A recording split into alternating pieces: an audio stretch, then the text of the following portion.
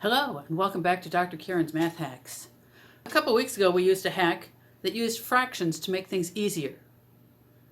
This is another case where fractions will make things easier. In this case, we're multiplying and dividing by 5. How does fractions make that easier? Let's take a look.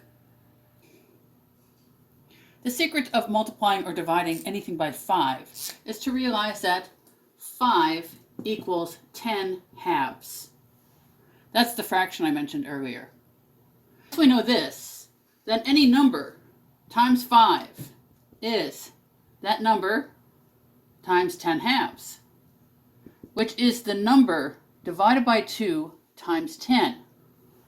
So to multiply any number times 5, we just need to cut it in half and move the decimal. Let's look at an example. Let's look at something simple first. 5 times 8. 8 divided by 2 times 10.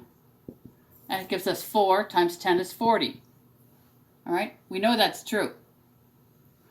Let's look at a bigger number. 5 times 150.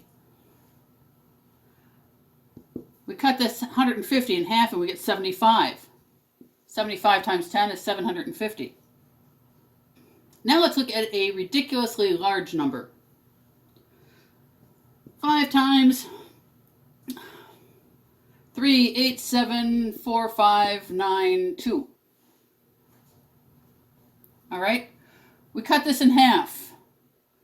3 cut in half is 1, 9, 3, 7, 2, 9, 6. Add on the 0. There we go.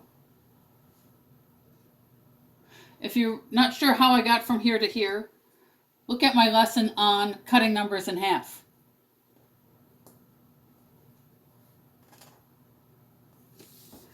Now let's look at division. All right. When we divide by 5, n divided by 5, that is n divided by 10 halves.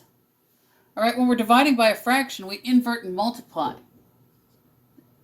So this equals n over 1 times 2 over 10, or n times 2 over 10.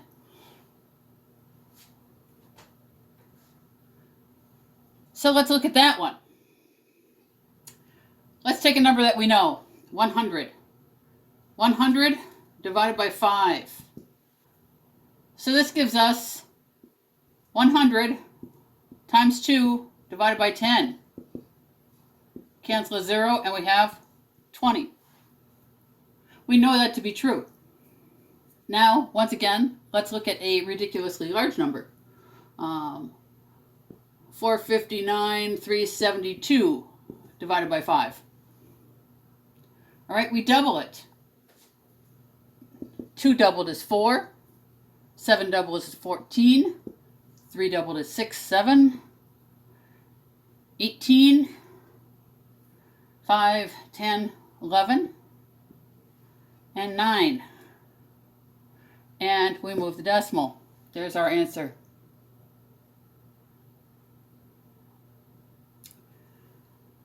These methods allow you to multiply and divide by 5 rather trivially, no matter how large the number is. And that can come in handy at sometimes. If you found this video useful, consider subscribing or hitting the like button. I'll be posting another math hack next week.